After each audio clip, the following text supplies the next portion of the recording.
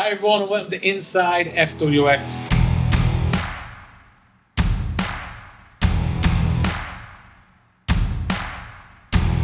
This is a new series we're going to be launching on the 3rd of March.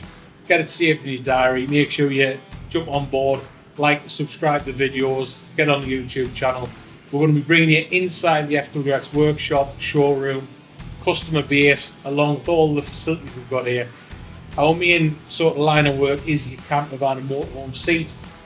To get that end product, there's a lot of processes, so we're going to take you along the CNC bending, laser cutting, welding, powder coating, CNC wood machining, final assembly, and also fitting into various vehicles our products correctly.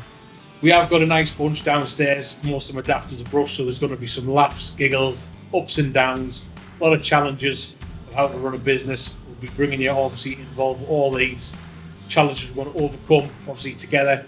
But yeah, if you're looking to convert your van or you're interested in the metalwork side of things, obviously this series will show you a lot of different processes that we bring and have to offer here at FWX.